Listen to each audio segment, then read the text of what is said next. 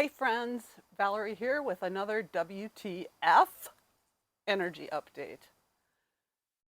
This energy update is for the full moon in Gemini that is happening on November 27th, so just a day or so from now.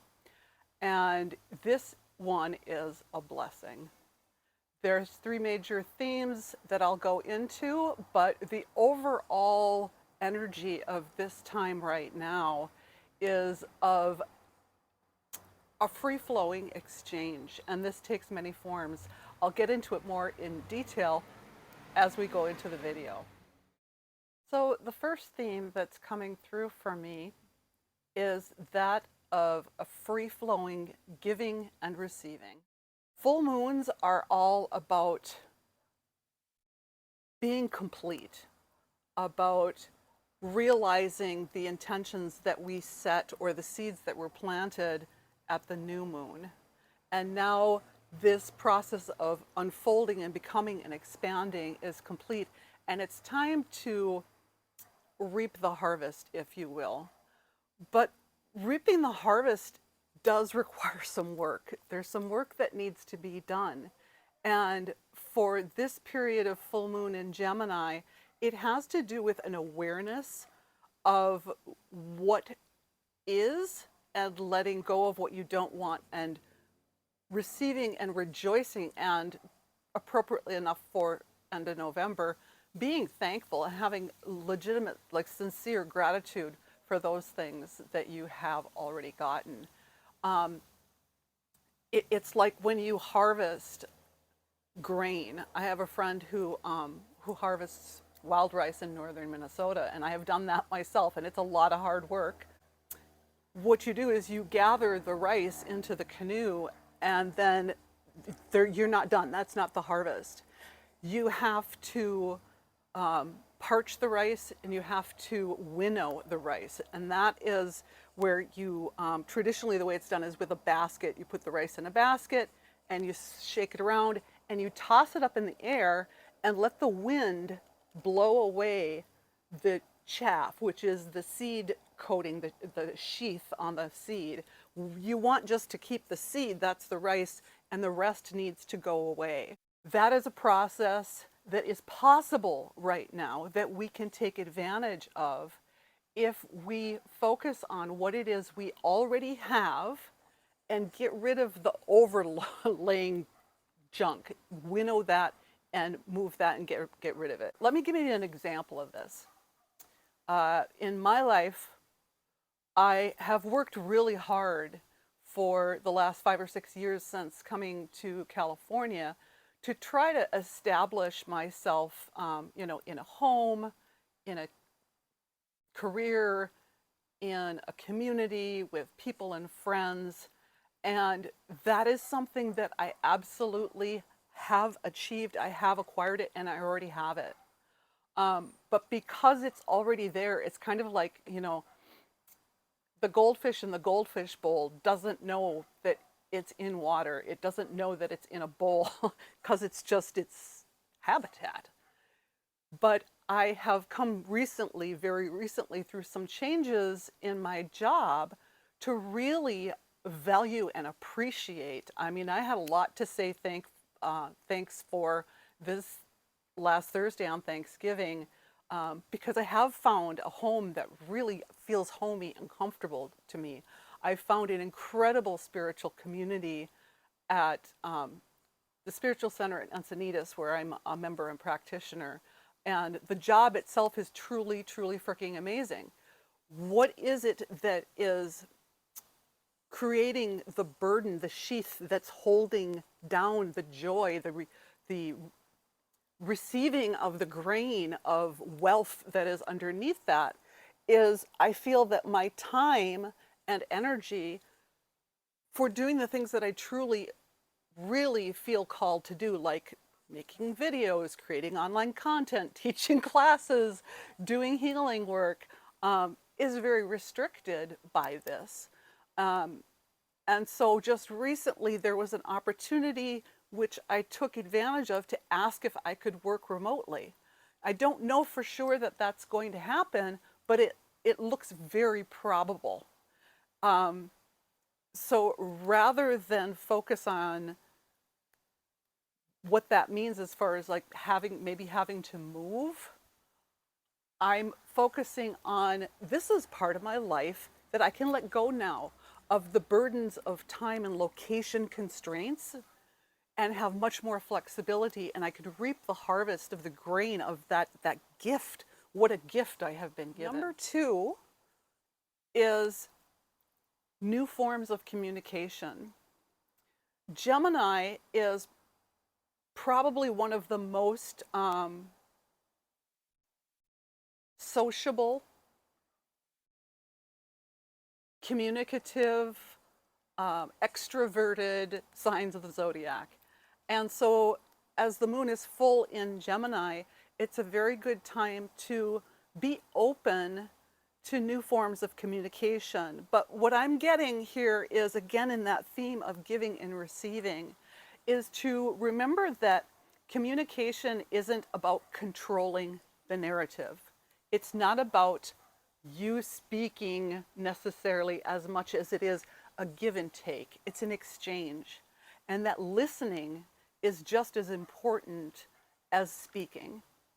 And there's communication in the realm of your friends and family and social contacts and people at work. But there's also that communication that takes place internally. And that is, at this time, just as important. It's as important to go within and listen. This is a portal right now. This full moon is providing, again, an opportunity, if you take advantage of it, to receive communication from your higher self, spirit guides, the spirit world, the universe, however you'd like to call it. So be receptive. Practice being open and receptive to the higher knowledge that is accessible, the collective group mind, if you will, that once you become receptive and open and listening, you can receive signs, synchronicities, even like words people say that maybe you even just overheard or were maybe not directly directed to you, but someone will say something that was exactly what you needed to hear at the time that you needed to hear it. So here's what I mean by synchronicities. If you're not familiar with that idea, this is actually a term that was coined by Carl Jung, the psychoanalyst. He was also a very spiritual person, and it was his experiences with the metaphysical, with the spiritual, with the unseen aspects of reality that actually drove him to go into researching. He actually thought he was crazy when these things started to happen, and so he went to study psychology, and he knew, if you've experienced anything like this, as you probably know then too, that this is very real, that there's more to reality than is seen in the manifest 3D world. And the energetic world, the other dimensions or realms, or however you want to term that, are constantly seeking us and coming in when we are open to receive them.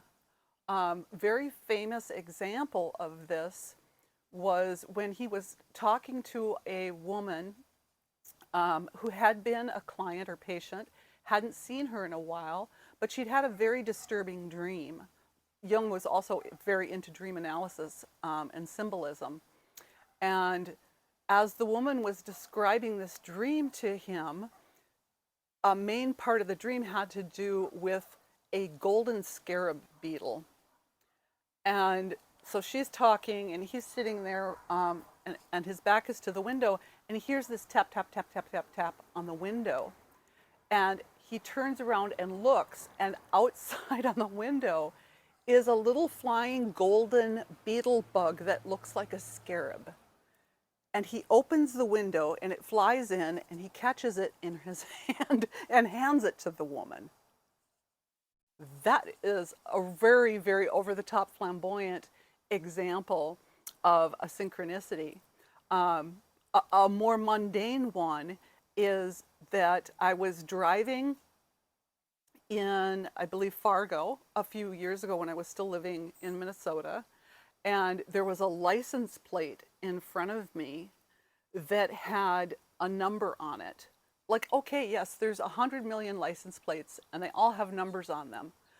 The important key ingredients that make something a synchronicity is that it has meaning, whatever it is. It could be a bug, a butterfly, a white feather, the number 1111 showing on the clock when you look at it.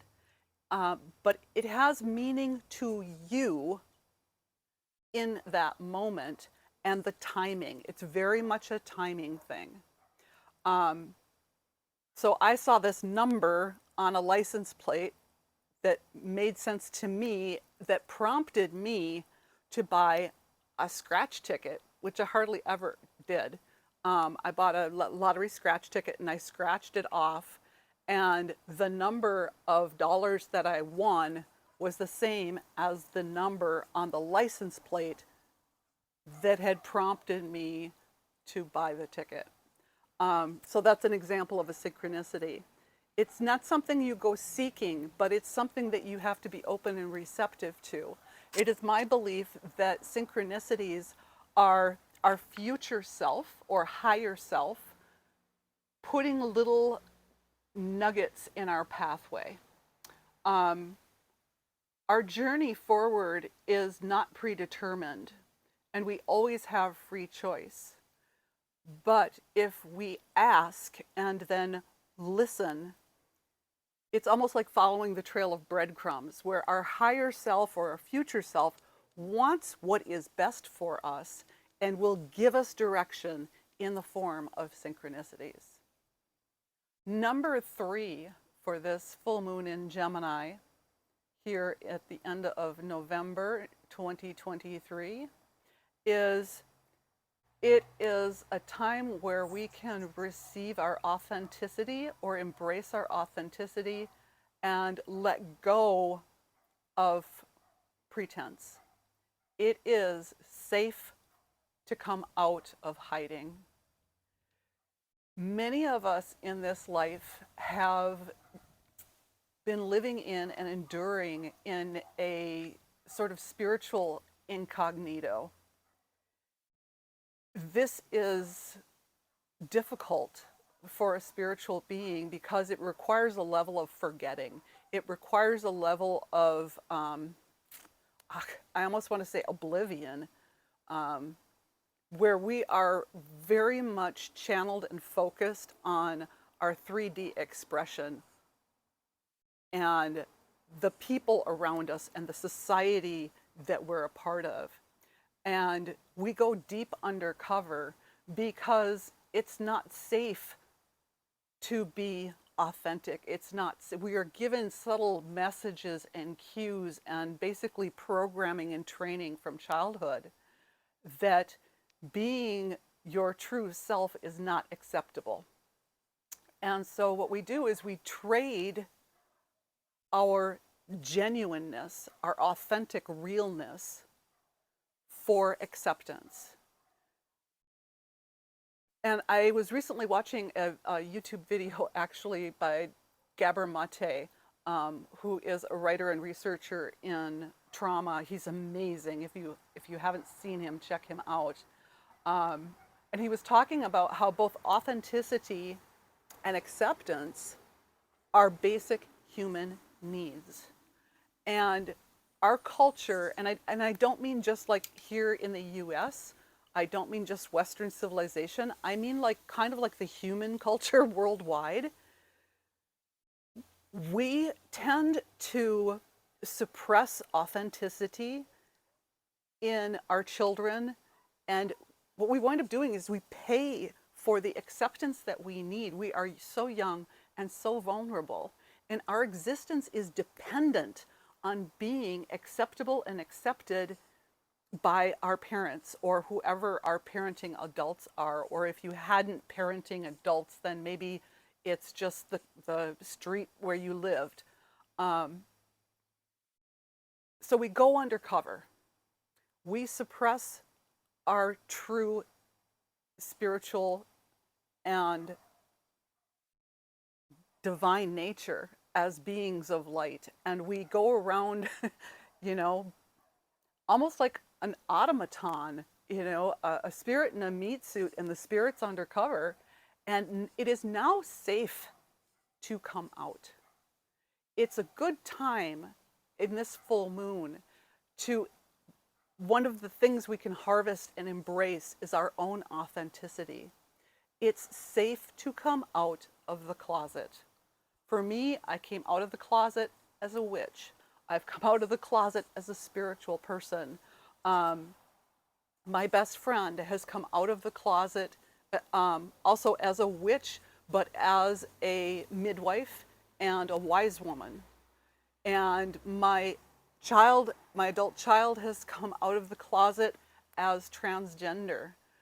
We've lived entire lifetimes of fear and suppression, and it is now safe to come out. You can come out of hiding, you can drop the mask, you can drop the costume, and really let your freak flag fly. Be your authentic self. That is all I have to share with you today. I wasn't really planning on shooting a video today, but it came to me.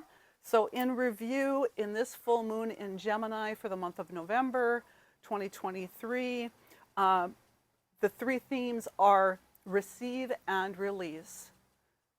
Harvest what the universe has given and let the wind blow the chaff away. Be open to new forms of communication. There are signs and synchronicities all around us all the time, but you have to be open to receive them. You have to be aware, and I'm not saying to go look for them, but be open to them. And then finally, it's safe to come out of the closet. Be who you are, because you are a divine being of light. You have divine gifts to give to the world. And we are here to receive that. All right, quick note I wanted to mention, I'm working on a free gift, maybe that will come out, maybe the next video, but probably not until sometime in December, in time for the solstice. It's going to be a free guided meditation. If you are interested, you can click on the link to my website and just put your name in the contact form and I'll get you on my email list. And that's going to be a free gift going out to everybody. That's what I've been working on. And until next time, peace.